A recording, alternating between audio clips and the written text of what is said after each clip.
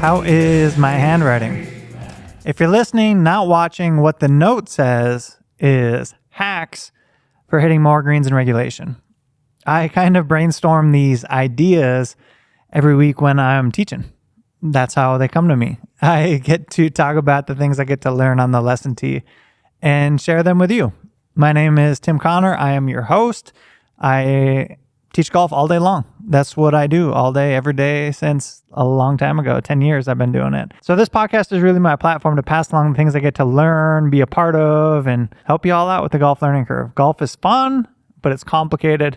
It doesn't need to be so complicated that you don't have the tools to get to where you want to be. Having the tools is one thing. Owning the tools is another. It's all part of the cog that is golf. Work hard, work smart, plan your work your plan. I'm into that. Get a little bit better every day, and that stuff adds up over the long run. Let's talk about how to hit more greens, one of my very favorite topics. Trick question, you know the answer already, but if you wanted to shoot better scores, what is the low-hanging fruit? What's the easiest way to shoot better scores? The low-hanging fruit. It's to hit more greens. Hitting more greens equals lower scores, and that's the deal. So I want you to hit more greens. I want you to have the tools to hit more greens. I want you to understand your swing. I want you to build great fundamentals, all that stuff. I got my haircut this week. Haircuts are good. I kind of procrastinate them more than I should. And I keep saying, well, I'll do it next week. I'll do it next week. So I finally got it done and it feels good. It feels fresh.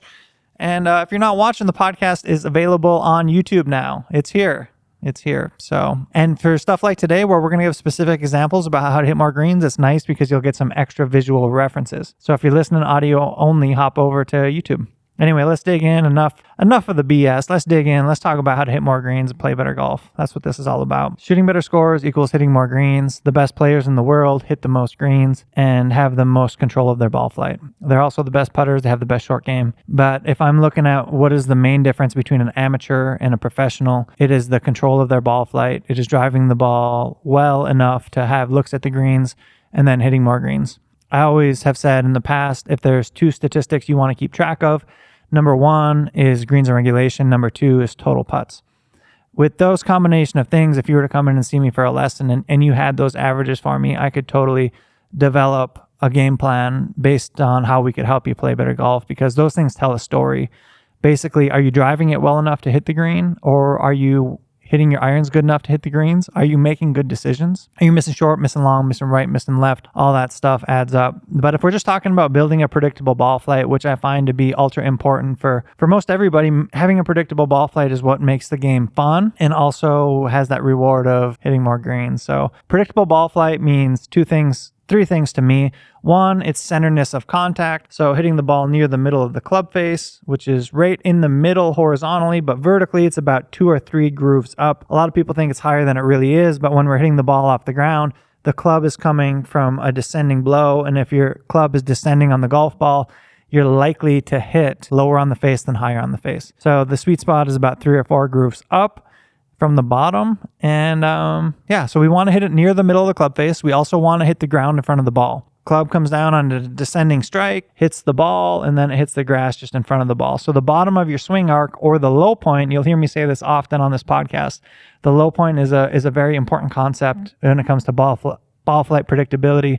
You need to be able to strike the ball and then the ground. The low point is just in front of the golf ball, or actually a couple inches in front of it if you're looking at the actual bottom of the swing arc.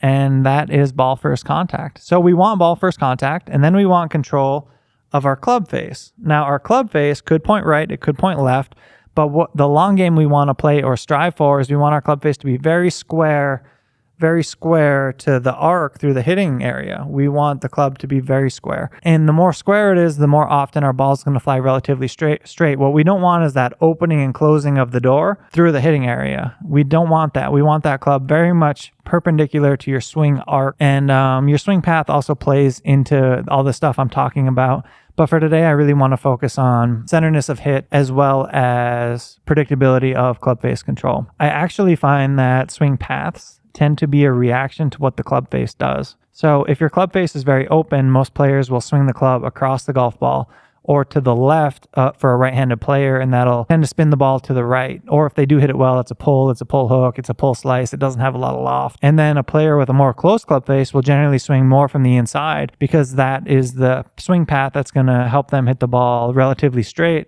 relative to their club face. Now, I know that's a little bit down the weeds, not necessarily something you need to understand today, but just know that your swing path is an important part of the equation, and it's also often a reaction to the club face. That is, I've learned over time, and I find it to be very, very true for most people. So if you're out there and you're just working on your swing path without working on your club face, I would say you should circle back to working on the club face and then working on the swing path as an accessory to that. So to hit more greens, all this time you've been waiting, it's like, geez, Louise, let's talk about how to hit more greens. I find that the low-hanging fruit for most amateurs to just swing better, to have more control of their club face, is to swing with their arms straighter. For a right-handed player, often I find that means straightening the right arm away from them at the top of the backswing and making sure that when we swing through, our elbows are together. Keeping our elbows together is a good relative proximity that we can try to maintain through the golf swing to help us control the club face. So swinging with straight arms and keeping your elbows together is like, it's probably my favorite thing for somebody to do that just wants to build good habits. And good habits lead to a good swing, which leads to good scores, which leads to,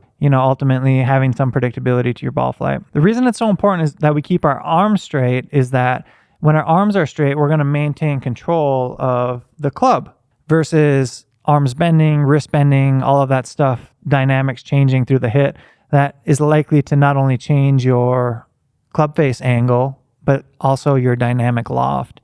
So it becomes really hard to have predictability. Now, there's always the person out there that we could call them a Karen, but they would be right in this department that they were going to say, well, not every great swinger swings with their arms straight. Look at Jordan Spieth, look at Ricky Fowler, look at XYZ. There's plenty of professional players. I shouldn't say plenty, but there's handfuls of them that have a little bit of arm bend. And what I would say to that is they do have a little bit of arm bend, but generically speaking, their elbows are going to be mostly together. If we're really trying to construct a straight ball flight that we can trust, having a good, stable lead arm through the hitting area that's like straight like a 2x4 without any bends or quirks or any goofy stuff going on is the easiest way to hit it straight the most often.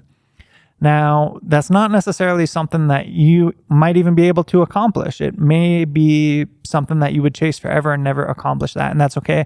It would depend a little bit on your body anatomy, what you could accomplish, and then how you could mold it into your golf swing.